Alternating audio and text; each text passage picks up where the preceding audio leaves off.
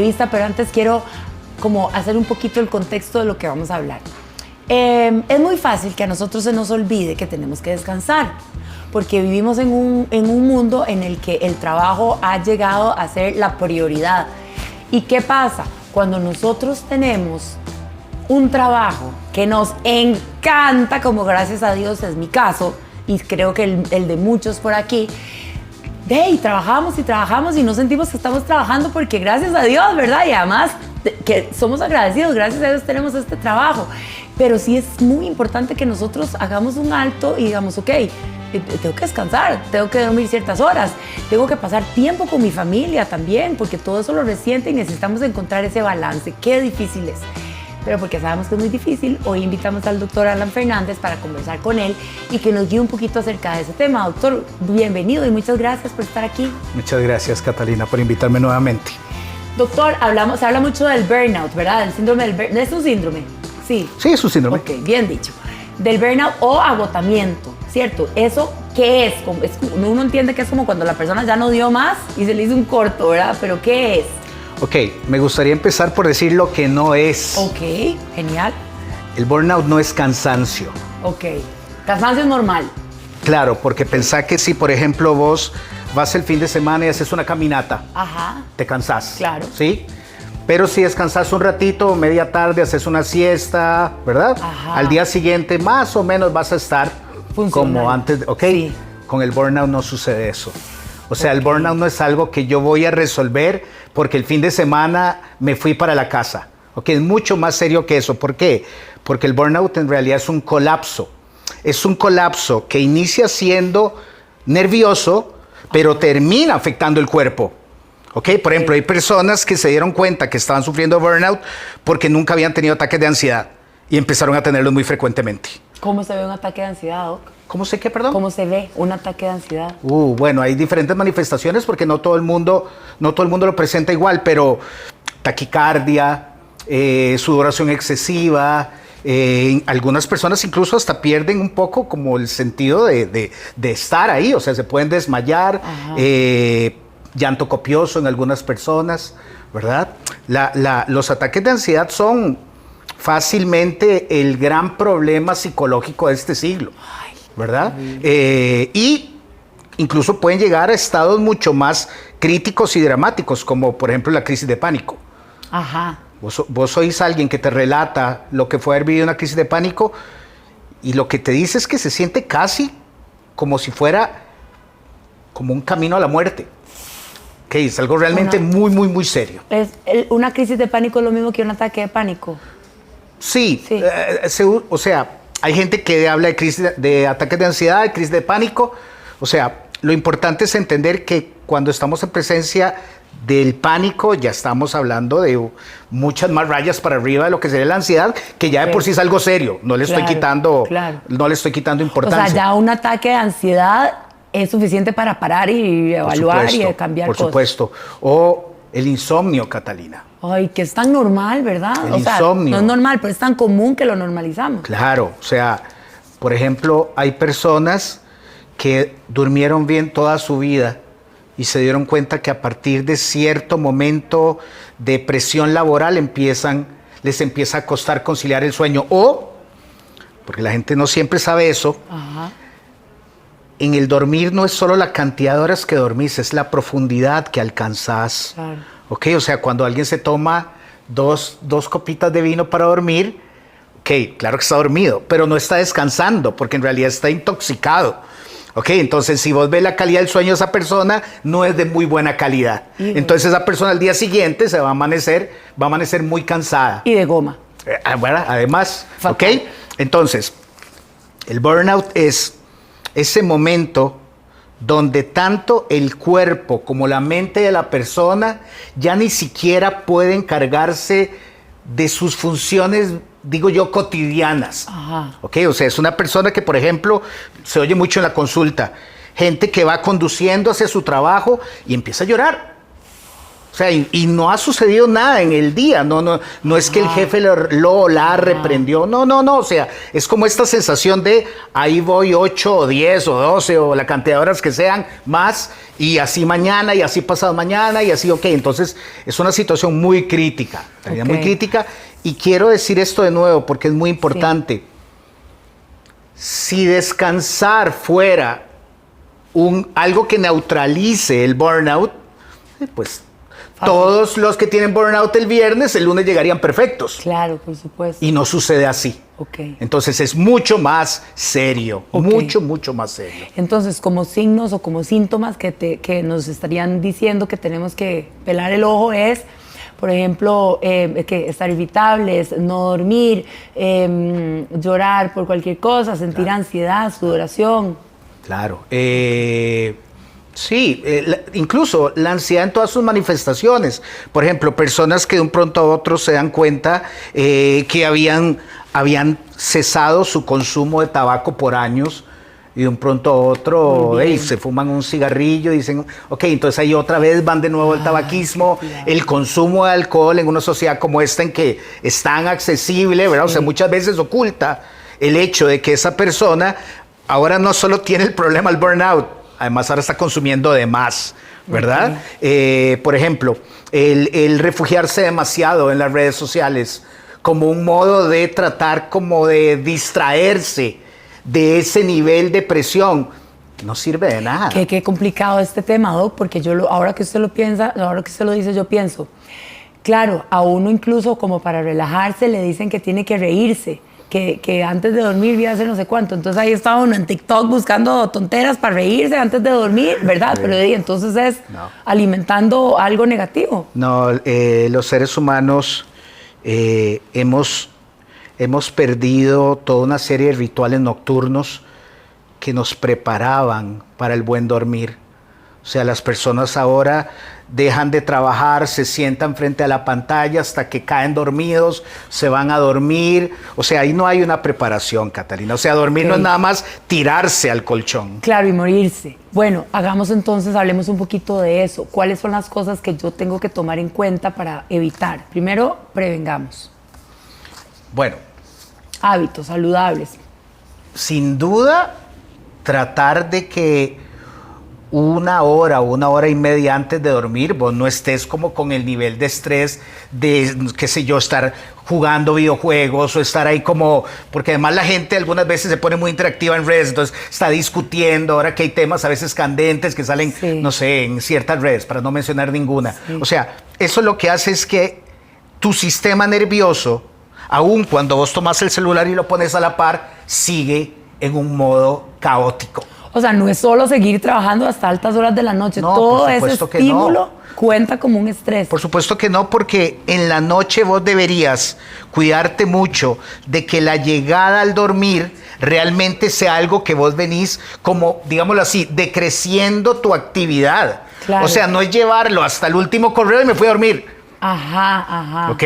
¿Verdad? De hecho, mucha gente dice, yo pasé toda la noche soñando de que seguía contestando correos toda la noche, ¿verdad? Entonces, los hábitos saludables de la noche, o sea, me detengo en ellos por el dormir, pero en realidad hábitos saludables hay que tratar de buscarlos en otro lado. Por ejemplo, con el lockdown, con el aislamiento por lo del COVID, que mucha gente tenía la fantasía de que finalmente iba a tener su primer hobby y que ya iba a empezar a escribir su blog y que ya iba a empezar a hacer fotografía, ¿verdad? O sea, y no sucedió. Pasaron 2 años y medio y se lo volaron entre trabajo y Netflix. ¿Ok? Entonces, obviamente, hoy en día estamos viendo aún los efectos del lockdown por el COVID. Se le llama estrés postraumático relacionado a la pandemia, al día de hoy. ¿Ok? Hay gente que salió del COVID, sintió que no estaba tan mal, de un pronto a otro se sumergió en su trabajo y sucedió eso que vos mencionaste al inicio, un burnout. Ok, Doc, y hablando del COVID, hablando de este lockdown, del encierro que tuvimos que hacer y de la transición de la manera de trabajar, porque aprendimos una nueva manera de trabajar que es el teletrabajo, digamos, que si bien ya existía, aumentó muchísimo. hay personas que dicen que incluso cuando uno teletrabaja, trabaja más que si estuviera en la oficina, porque también en la oficina uno se distrae, habla con compañeros y se levanta a servirse café y va al baño y aquí. Pero en el trabajo no, y además que son más horas, ¿cierto? Entonces, ¿qué puede hacer una persona que está en esa situación como para evitar esa carga? Es una pregunta muy compleja, Catalina, porque si vos no contás con una organización que realmente le dé valor al estado emocional de las personas que trabajan ahí, vos le puedes recomendar 100,000 cosas a la persona, que si el jefe le sigue mandando correos a las 11:59 o el domingo a las 2 de la tarde, más bien le va a dar culpa. Le va a dar culpa sentir que está tratando como de alejarse del trabajo, pero sigue recibiendo todas las notificaciones. Ahorita hablaremos de celular al final. Entonces, lo que te quiero decir es, por supuesto que en un mundo ideal, ¿okay? O sea, digamos, siendo naif, siendo inocentes, sí, cuando la luna es de queso. Sería importante que las personas, por ejemplo, traten de que el tiempo que están expuestas a una pantalla no sea de más de 90 minutos. Seguido, continuo. No, deberías hacer como un hiato, parar un poquito ahí, ir a dar una vuelta. Ojalá no parar y irse al TikTok, ¿me entendés? O sea, realmente como hacer un cambio de marcha, ¿verdad? Sí. Pero bueno, seamos honestos, hay un montón de organizaciones que simplemente, o sea, te tienen casi uno diría controlado para que eso no suceda. Sí, y qué dice que usted menciona eso porque yo quería preguntarle acerca de eso. Ahí ahorita, a ver, yo no voy a solamente a circunscribir este comentario a las multinacionales, pero sí sé que hay muchas multinacionales y hay algunas que tienen muy buena como estructura de trabajo y políticas de trabajo y son muy responsables en ese sentido. Es cierto. Pero hay otras que no, y entonces los horarios parece que cada vez son más largos y llevan trabajo a la casa o reciben llamadas a deshora y muy posiblemente la persona tiene miedo de poner un freno porque dirá, si no lo hago yo, hay 300 haciendo fila para hacer lo que yo hago, ¿verdad? Y hablábamos hace un rato, claro, gracias a Dios tengo este trabajo, pero también hasta qué punto yo no siento la seguridad como para llegar a mi jefe a decirle, no me escribas después de las 5, o sea, si yo entro a las 8 y salgo a las 5 o el horario que tenga, por favor no me manden más trabajo. Sí. Sí, no, es un tema delicadísimo porque muchas personas, creo que la gran mayoría, depende de sus ingresos para poder hacerle frente a sus, ¿verdad? Entonces, el ir a enfrentar, por más cortés que seas a tu empleador, puede fomentar que la otra persona crea que no le estás dando suficiente valor a tu trabajo y podría verse en riesgo. Y te ves como vago, pero de ahí en realidad es tu derecho. Hay países en Europa, una vez vi un documental buenísimo, hay países en Europa donde, por ejemplo, si tu empresa te escribe y no estás en horario laboral, o sea, algunos de los miembros de la empresa pueden terminar en la cárcel. ¿Ah, sí? En la cárcel. ¿Verdad que España es muy así? El otro día estaba escuchando eso, que si usted está en su hora de almuerzo, que además tienen como 2 horas de almuerzo, alguien le escribe y usted dice, estoy almorzando, ay, no, qué pena, no, después no, pero decime, no. En cambio aquí es todo lo contrario, es como un temor y una ansiedad por contestar. Vos ahora dijiste algo que quiero compartir algo, a ver si es pertinente, Catalina. Por supuesto que esto no se trata de satanizar y decir, las empresas no, digo, ¿verdad? Claro, hay que ser un poco más equilibrado. Yo, por ejemplo, puedo decirte que veo un verdadero deseo de muchas transnacionales, por ejemplo, en adquirir convenios con aseguradoras internacionales que ya tienen incluido, por ejemplo, el servicio de psicoterapia. Ajá. Entonces, es una de las ventajas de trabajar con ciertos lugares, ¿verdad? O sea, alguien diría, bueno, no es tanto, no, en realidad es muy importante, ¿verdad? O sea, es muy importante que las empresas entiendan, bueno, que las personas, si empiezan a ser muy presionadas, es que no es solo que bajan su rendimiento laboral, es que eso empieza a tocar las otras áreas de su vida. Entonces, me parece que para no ser mezquino, también hay un movimiento muy interesante de empresas muy grandes que ya a sus colaboradores, desde que los contratan, les dicen, bueno, entre las cosas que vos vas a tener un seguro médico que incluye psicología. Claro. Entonces, bueno, eso tiene su, ¿verdad? O sea, también tiene su valor. Lo que te iba a decir ahí es que hay un autor que a mí me gusta mucho. Él es un coreano y él escribió un libro que se llama La Sociedad del Cansancio. Ajá. La tesis del tipo en el libro, para hacerla así mega comprimida, es que la gente ahora muchas veces es peor jefe de sí misma que el jefe que tienen. Bueno, esa es otra cosa que quería hablar. Ahora estamos en la era del emprendimiento. Porque sí es cierto que mucha gente no hizo en pandemia, pero mucha otra gente también. Entonces, con las redes sociales, eso es una maravilla para vender. O sea, esa es la vitrina de un emprendimiento. No necesitas mucho más que buenas fotos y contenido.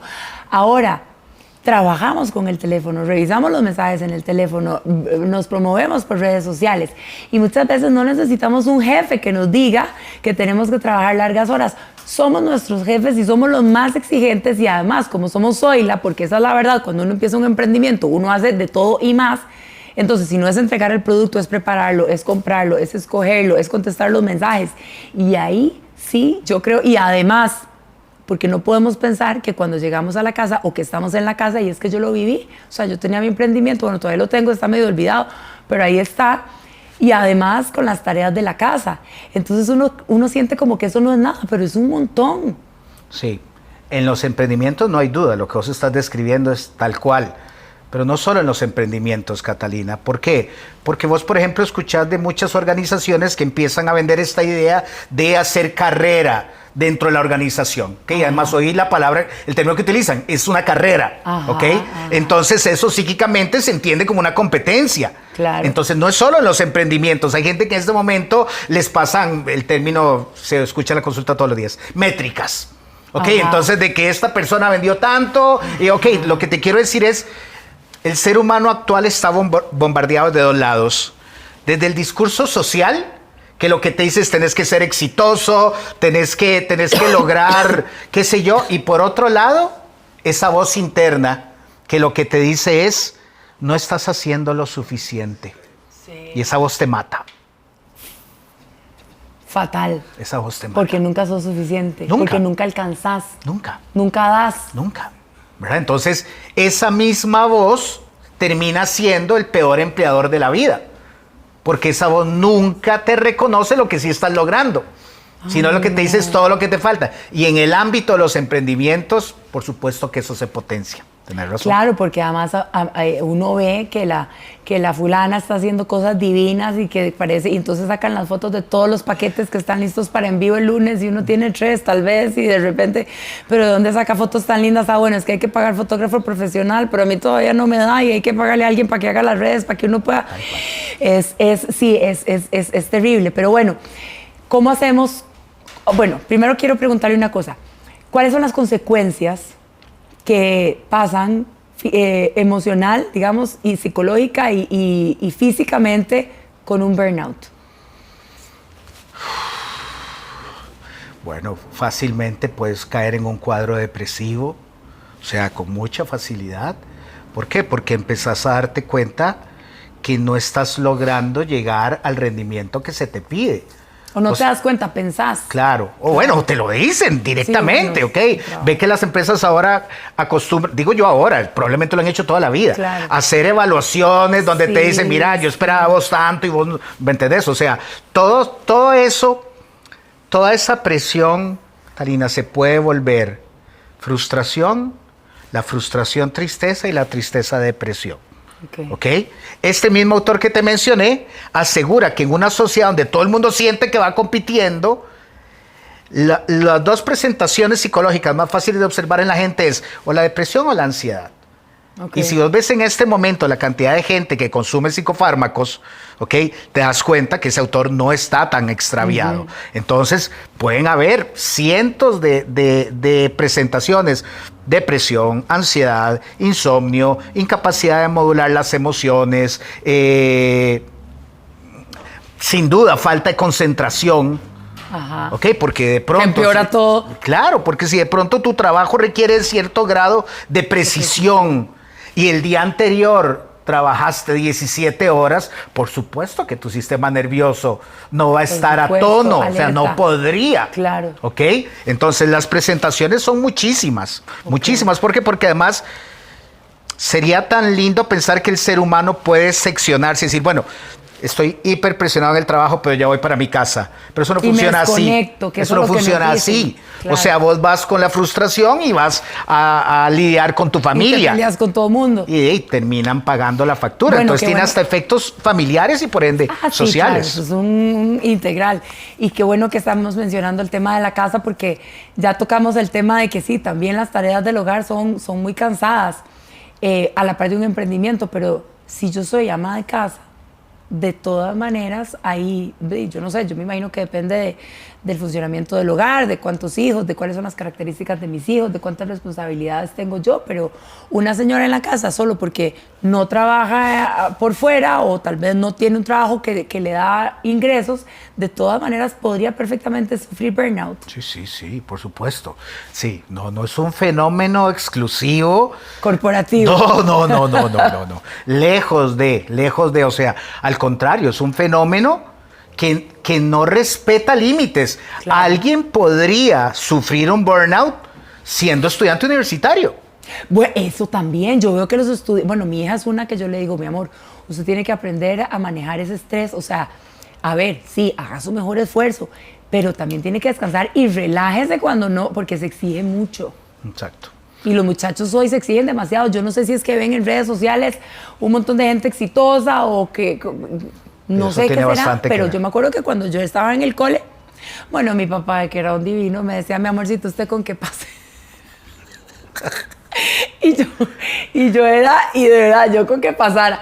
Pero también veo que hay chiquitos que hoy en día se exigen mucho y hay papás que les exigen mucho con el cuento, que no sé si cuento es la mejor manera de referirme a eso, pero con esto de lo único que tenés que hacer es estudiar. ¿Cómo me vas a venir con un 90?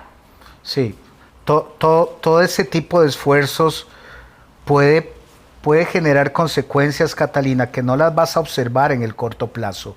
Por ejemplo, hace unos días estaba leyendo un artículo de las personas que estudian en estas universidades muy prestigiosas, las Ivy Leagues, donde el artículo lo que decía es que, eso dice el artículo, ¿verdad? Yo no soy yo el que digo eso, claro. Eso dice el artículo, ¿verdad? Para que nadie se me venga encima. Que muchas empresas están evitando contratar profesionales de las Ivy Leagues, que se supondría que son los profesionales mejor formados. ¿Por qué? Porque llegan partidos. Sí, ya llegaron. O sea, el burnout es tal que cuando les das ese trabajo, no dan.